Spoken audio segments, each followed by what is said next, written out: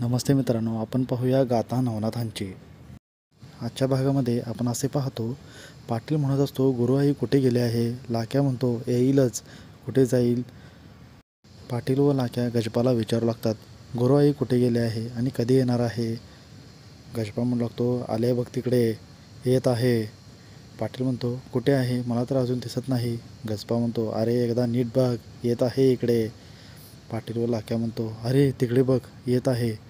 त्यांना दोघांनाही दिसू लागते.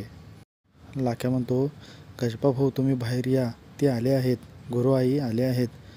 गजपा म्हणतो, तुम्ही बघा, मला तर माहीतच आहे आणि मला दिसतं सर्व. मागापासून मी तुम्हाला तेच सांगत आहे की आले आहे म्हणून गुरुआई. पाटील व लाक्या गुरुआईला विचारू लागतात, गुरुआई कुठे गेले होते इतके दिवस आणि काय करत होते? तुमच्या दोघांचं काही भांडण झालं होतं का? गजपा बाहेर येतो व सांगू लागतो, आमच्या दोघांचं भांडण कधी झालंच नाही आणि होणारही नाही. एक काम होतं म्हणून गुरुआई तिकडे गेले होते त्याच्यासाठी आणि ते काम आता पूर्ण करून आलंच असेल. गुरुआई म्हणते, होय, मी जे काम करायला गेलो होतो त्याच्यासाठी रात्रंदिवस एक झालं. दिवस काय रात्र काय समजलंच नाही. गुरुआई म्हणते, हे बघ मी मुळे आणले आहेत. तसे म्हणून ते लाक्याकडे देते व लाक्याला सांगू लागते, ते उघड आणि ये इकडे. आता त्या नागनाथाचं काय खरं नाही. नागनाथ आणि त्याची आई दोघांनाही इकडे बोलावून घेणार आहे मी आता. त्या दोघांचं काहीही खरं नाही. आता त्यांना दाखवेन की गुरुआई कोण आहे ते. पाटील म्हणू लागतो, आता काय करणार आहे नागनाथाला? तर गुरुआई म्हणते, नागनाथाला आता इकडे बोलावून घेणार व त्याच्या आईलासुद्धा बोलावून घेणार इकडे. आता तुम्ही बघाच. पुढे गुरुआई लाक्याला बोलावून घेते. लाक्या धावत येतो.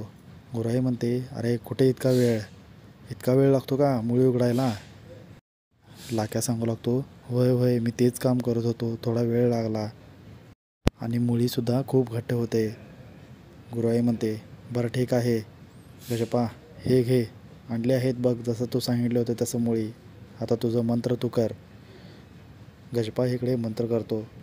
पुढे आपण पाहतो, गजपा जसे मंत्र करतो, नागनाथ इथून घरातून चालत येऊ लागतो व तो वनाच्या दिशेने जाऊ लागतो. वाटेमध्ये त्याला एक जण भेटतं व नागनाथाला ते हाक मारू लागतात, पण नागनाथ काही त्यांचं ऐकत नाही. तसेच तो पुढे जाऊ लागतो. ती विचार करू लागते, नागनाथ आता कुठे जात आहे बरं आणि एकटा वनामध्ये काय करणार आहे जाऊन आणि गावाबाहेर जात आहे कशामुळे? ते विचार करत असते. इकडे आपण पाहतो, गजपा म्हणत असतो, आता नागनाथ इकडे येईल बघ आणि त्याची आईसुद्धा इकडे येईल.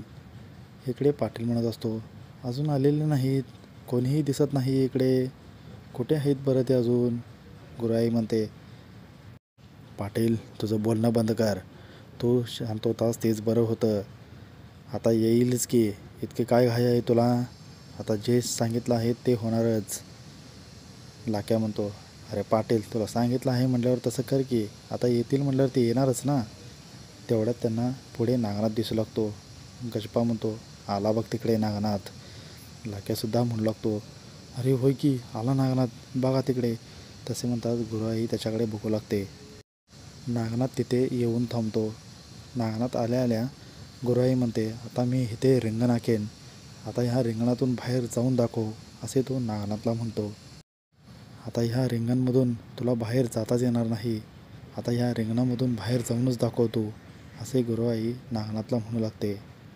पुढे आपण पाहतो, जालिंदरनाथ कानिफनाथला सांगत असतात, आता नागनाथाची परीक्षा चालू झाली आहे, या परीक्षेमध्ये त्याला पास व्हायला पाहिजे. आता स्वतःचं त्याला संरक्षणसुद्धा करता आलं पाहिजे. आता नागनाथाला तर समजलंच आहे की गुरुविना आपण काहीच नाही, पण स्वतःला आपण सुद्धा वृद्धी आणली पाहिजे आणि संरक्षण करता आलं पाहिजे.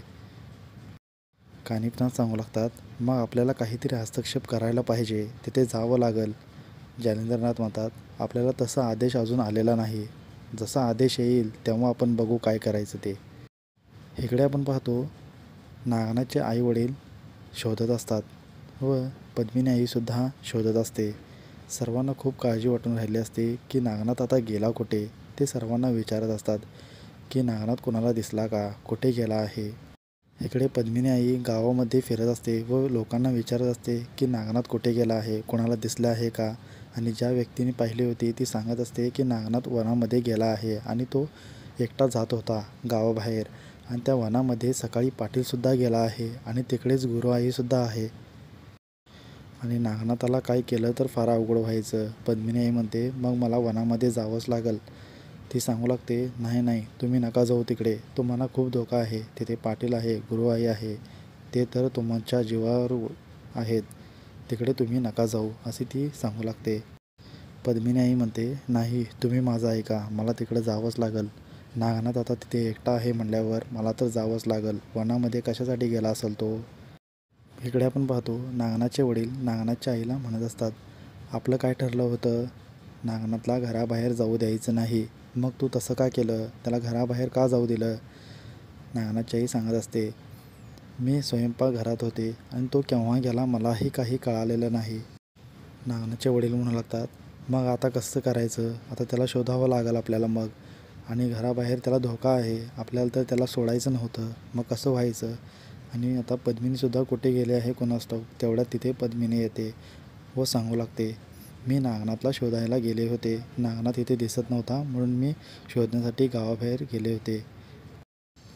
सुरादेवी म्हणते तू कशाला गेली होतीस, तुलासुद्धा धोका आहे, तू नको जाऊ बाहेर, आपण बघू काय करायचं ते. पुढे आपण पाहतो थोडा वेळ विचार करतात व पद्मिनी म्हणते मला वनामध्ये जावं लागल, तो एकटा गेला आहे आणि त्याला धोका असेल. नागनाथचे आईवडील सांगू लागतात नको तू नको जाऊस, तुला तर धोकाच आहे तिकडे, तिथे पाटील गुरुआई सर्व असतील, मग काय करणार आहेस, आणि तुला काय तर झालं तर काय करणार आम्ही, नको जाऊ. नागनाथचे वडील म्हणतात आपण थोडा वेळ पाहू, नागनाथ येईलच. पद्मिनी म्हणू लागते नाही मला जावं लागल, आणि नागनाथला काय झालं तर मग काय करायचं. सुरादेवी म्हणते तसं नका बोलू तुम्ही, नागनाथला काय झालं तर मग माझं काय होईल, तुम्ही तसं नका बोलू. पद्मिनी बोलते हो मग मी त्याच्यासाठीच तर जात आहे, त्याला काय होऊ नये म्हणून, मग मी तिथे असेल तर काहीतरी करता येईल मला, मग पाहाईल तिथं काय करायचं ते, आणि माझ्या मूळ रपामध्ये येईल मग मी जाईल तिथे, म्हणजे बरं होईल, मला कोणीही पाहणार नाहीत तिथे. सुरादेवी म्हणते तुम्हाला तिथं पाहिलं तर मग काय करायचं, अवघडच होईल मग. पुढे आपण पाहतो सुरादेवी नागिनीच्या रूपामध्ये येते व ती जाऊ लागते.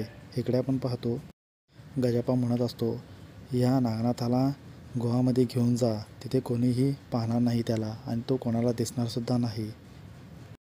गुरुआई म्हणते होय तसंच करायला पाहिजे. तसे म्हणून त्याच्यावर मंत्र करतात व नागनाथ गुहेमध्ये जाऊ लागतो. इथे आपला हा आजचा भाग संपतो. हा व्हिडिओ आवडला असेल तर लाईक करा, कमेंट्स करा, जमेल तितकं शेअर करा. धन्यवाद मित्रांनो.